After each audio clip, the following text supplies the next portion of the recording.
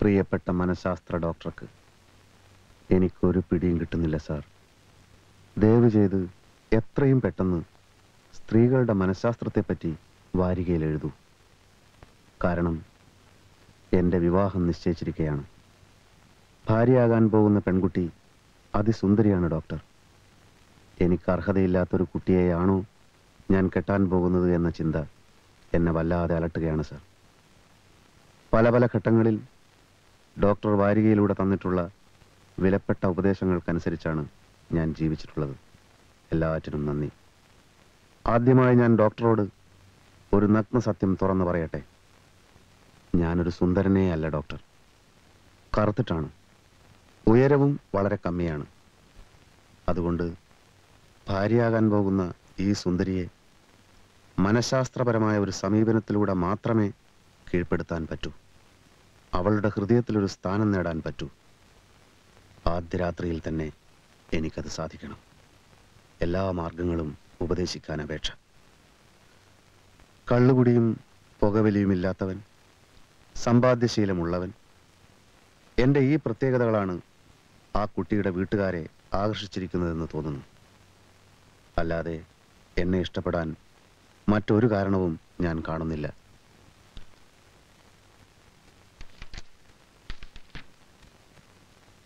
എൻ്റെ ഒരു മൂത്ത ചേട്ടനോടെന്ന പോലെ ഞാൻ താങ്കളോട് ചോദിക്കുകയാണ് ഡോക്ടർ.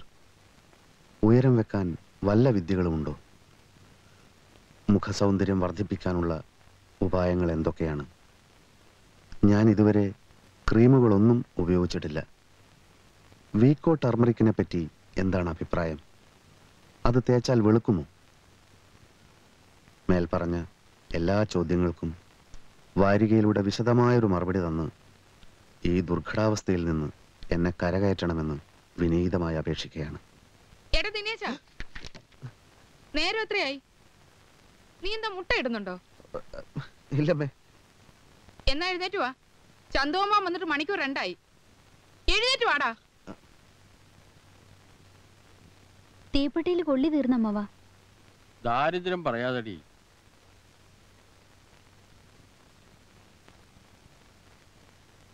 എന്താടോ ഒരു തീപ്പെട്ടി വാങ്ങിക്കൊണ്ടുവരാൻ പോലും ഇവിടെ ആളില്ലേ? ഞാൻ ഓർമ്മിപ്പിച്ചിരുന്നു അമ്മവാ. കല്യാണം നിശ്ചയിച്ച പിന്നെ ദിനേശിട്ട് ഈ ലോകത്തൊന്നുമല്ല. മുറി അടച്ചിട്ടിരുന്നു ഒരേ ചിന്ത എപ്പോഴും. ഇവനെ ഏൽപ്പിച്ച ഒന്നും നടക്കില്ല. ചേട്ടൻ തന്നെ ക്ഷണിക്കാൻ തുടങ്ങിക്കോളൂ. ടൗണിലൊക്കെ ഞാൻ പറഞ്ഞു കഴിഞ്ഞു അമ്മാവ. ഈ നാട്ടിലുള്ള ഒരാളെ ഒഴിവാക്കണ്ട, എല്ലാവരെയും ക്ഷണിക്കണം. എന്റെ ആദ്യത്തെ കല്യാണല്ലേ, അല്ല ഈ വീട്ടിലെ എന്റെ ആദ്യത്തെ കല്യാണല്ലേ. അങ്ങനെ ഇപ്പൊ കല്യാണ മഹോത്സവം ഒന്നും നടത്തണ്ട. മൂക്ക് മുട്ടത്തിന്ന് ഏമ്പക്കം വിട്ട് സദ്യക്ക് കുറ്റം പറയാൻ കുറച്ചു പേരെ ക്ഷണിച്ചാ മതി. അത് പോരാ, അത് പോരാ. നീ ഞങ്ങള് പറയുന്ന അങ്ങ് അനുസരിച്ചാ മതി. അല്ലെങ്കിലും ഇപ്പൊ അതിന് മാത്രം പണം എവിടുന്ന? പ്രസ് നടത്തി നടത്തി നീ ഒരു വഴിയാക്കിയില്ലേ? ഇനി സമയമില്ലടോ. താലി പണിയിപ്പിക്കണം, ഡ്രസ് എടുക്കണം, പന്തലിനുള്ള ആളുകളെയൊക്കെ ഏർപ്പാടാക്കണം. മൈക്ക് സെറ്റും പാട്ടും വേണം. മൈക്ക് സെറ്റും പാട്ടും എന്തിനാ? ഭിക്ഷക്കാരെ അറിയിക്കാനോ? അല്ലേലും അതൊക്കെ ഒരു പഴഞ്ചൻ ഏർപ്പാടാ. അല്ല പിന്നെ. ആ ചേട്ടാ, പ്രകാശിന്റെ കത്തുണ്ടായിരുന്നു. അവൻ കല്യാണത്തിന് വരില്ല അത്രേ. ജോലി ചേർന്നല്ലേ ഉള്ളൂ, ലീവ് കിട്ടാൻ പ്രയാസമാണെന്ന്. വേണ്ട, പിന്നെ വരട്ടെ. ഇപ്പൊ ജോലി ശ്രദ്ധിക്കട്ടെ. എന്നാലും സ്വന്തം ചേട്ടന്റെ കല്യാണത്തിന് വരില്ല എന്ന് വെച്ചാല് എന്താ കുഴപ്പം? അല്ല എന്നാലും ജോലി അതിരിക്കട്ടെ. കല്യാണ കത്തിദേവരെ അടിച്ചു തീർന്നില്ലേ? പ്രസ്സിൽ തിരക്കായിരുന്നു, ഇന്ന് അടി തുടങ്ങും. ഇനി സമയമില്ലടോ. ആ കത്തിൽ എന്റെ പേര് വെച്ചിട്ടുണ്ടല്ലോ. തളത്തിൽ ചന്തുനായരുടെ അനന്തരവനുമായ ദിനേശന്റെ വിവാഹം. അത് വെച്ച് വെച്ച് വെച്ച് അത് വേണം, അത് വേണം. എടാ നീ ഒന്ന് പോയി കുളിച്ചേ, വേഗം ചെല്ലേ.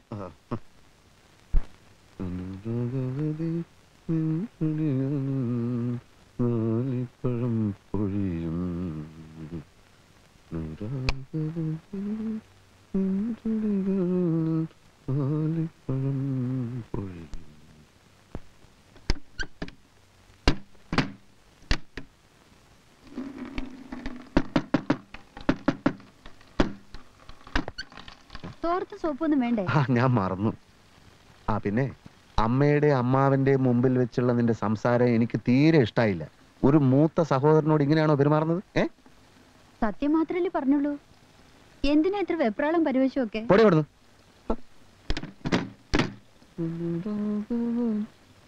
ക്ഷണക്കത്തുമായിട്ട് അവനോട് വീട്ടിലേക്കൊന്ന് വരാൻ പറയൂ. ഞാൻ ആ തട്ടാനൊന്ന് കാണട്ടെ. ആ ചേട്ടാ, ദിനേശിന്റെ കാര്യം ചേട്ടൻ അറിയാവല്ലോ. വിഡ്ഢിത്തങ്ങളെ കാണിക്കൂ. എല്ലാ കാര്യവും നല്ലപോലെ ഒന്ന് ഉപദേശിച്ചു കൊടുക്കണം.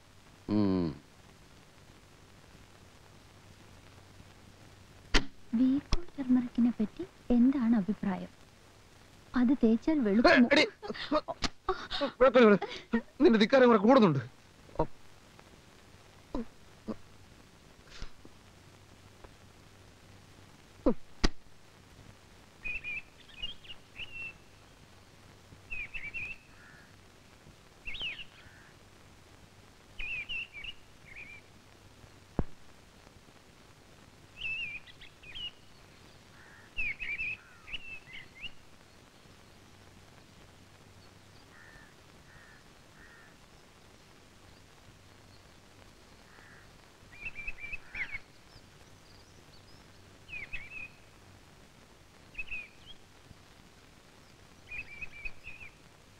റിവിഷന്റെ കാര്യമേ റിപ്പോർട്ടിൽ പറയുന്നില്ല.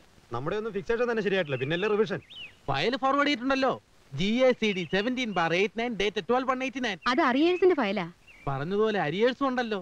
ആ അരിയേഴ്സ് എന്ന് കേട്ടപ്പോഴാ ഓർത്തത്. അരി തീർന്നു കേട്ടോ. നമ്മുടെ എക്കോണമി ആകെ തകിടം മറിഞ്ഞിരിക്കുകയാണ്. എൻസും മീൻസും സൗത്ത് പോൾ നോർത്ത് പോൾ. പോട്ടെ, ഒരുപാട് ടൈപ്പ് ചെയ്യാണ്ട്. ശരി, അവരുടെ മുമ്പ് വെച്ചാണോട് അരി തീർന്ന കാര്യം പറയേണ്ടത്. അരി തീർന്ന പിന്നെ പറയണ്ടേ? കുറച്ചു ദിവസമായി ഞാനിത് കാണാൻ തുടങ്ങിയിട്ട്. നിങ്ങൾ ബാച്ചിലേഴ്സ് മാത്രമല്ല, ഞങ്ങൾ കുറച്ച് ഫാമിലീസും ഈ ഏരിയയിൽ താമസം ഉണ്ടെന്നുള്ള ഓർമ്മ വേണം. മനസ്സിലായില്ല. സ്ത്രീകൾക്ക് ഇതിൽ വഴി നടക്കണ്ടേ?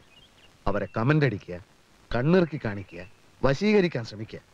മനുഷ്യന്മാരായാലും കുറച്ച് സദാചാര ബോധമൊക്കെ വേണം. ഇയാൾ എന്തോ പുറമ്പെന്ന്? ഈ നാട്ടിലെ സ്ത്രീകളുടെ ഉത്തരവാദിത്വം മുഴുവൻ താൻ ഏറ്റെടുത്തിരിക്കുകയാണോ? എനിക്കൊരു മനസാക്ഷിയുണ്ട്, അതുകൊണ്ടൊന്ന് ഉപദേശിച്ചതാണ്. നിങ്ങൾ നല്ലവരായി ജീവിക്കണം, ചീത്ത മാർഗത്തിലൂടെ സഞ്ചരിക്കരുത്.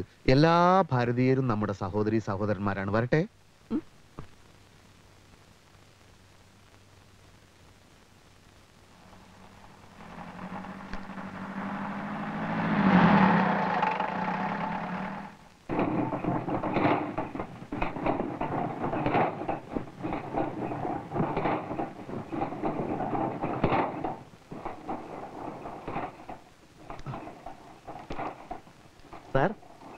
സാറിന്റെ കല്യാണൊക്കെ റെഡി ആയിട്ടുണ്ട്. ആഹാ, തലക്കുള സാർ വന്നു കഴിഞ്ഞാൽ പിന്നെ പത്രം അടിച്ചു തുടങ്ങുമല്ലോ. അതുകൊണ്ട് ഞാൻ പിന്നെ രാവിലെ 5 മണിക്ക് തന്നെ വന്ന് ഇതിന്റെ പ്രിന്റ് ചെയ്യാൻ തുടങ്ങി. 2000 കോപ്പി അടിച്ചു. രാഘവൻ നായരുടെ മകനും തളത്തിൽ ചന്ദനായരുടെ മരുമകനും. എന്റെ അമ്മാവന്റെ പേര് ചന്തു നായർന്നല്ലടോ. ചന്ദനായിരോ? അല്ല, സാറ് തന്നെയല്ലേ പ്രൂഫ് നോക്കി തന്നത്? 2000 കോപ്പിയും താൻ അടിച്ചു കഴിഞ്ഞു? ഓ, 2000 കോപ്പി അടിച്ചു കഴിഞ്ഞു. ഇനിയിപ്പോ എന്ത് ചെയ്യും? അല്ല, ഒരു കാര്യം ചെയ്യാം സാർ. ഈ ചന്ത എന്നുള്ളത് പേന കൊണ്ട് തിരുത്തി ചന്തു നാക്കി കളയാം. 2000 കോപ്പിയിലും അല്ലേ? പോടോ ഇവിടുന്ന്, പോടോ. നോക്ക് സാറേ, ഓരോന്നും അടിച്ചു വെച്ചിരിക്കുന്നത്.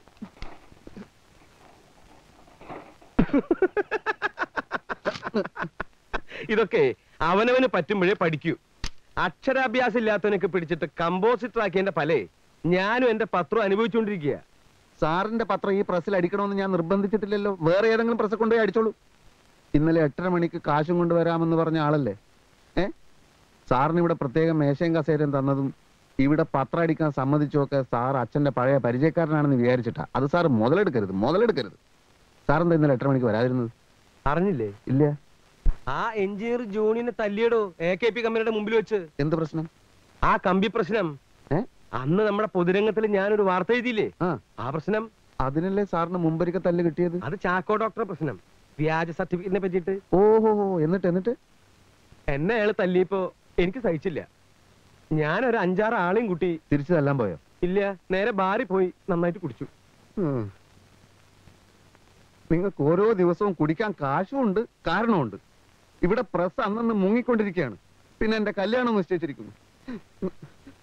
സ്വർണ്ണം എടുക്കണം, പന്തല് കെട്ടണം, കട്ടില് വാങ്ങണം, 100 പ്രശ്നങ്ങളാണ്.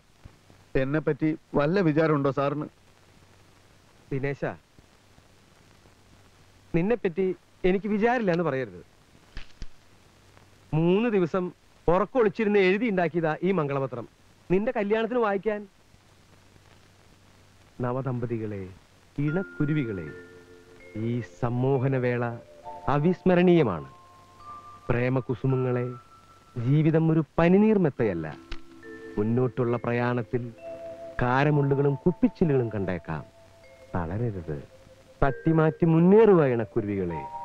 സാന്ധ്യ സിന്ദൂരത്താൽ സുദീപ്തമാകുന്ന സ്നേഹത്തിന്റെ നെയ്ത്തിരി നാളങ്ങൾ പോലെ, മന്ദമാരുതന്റെ തലോടലിൽ ഇളകിയാടുന്ന പൂവല്ലി പോലെ, വെണ്ണിലാവിൽ ചാലിച്ചെഴുതിയ കവിത പോലെ നിങ്ങളുടെ ജീവിതം ഒരു 100 കാലം ജ്വലിച്ചു നിൽക്കട്ടെ.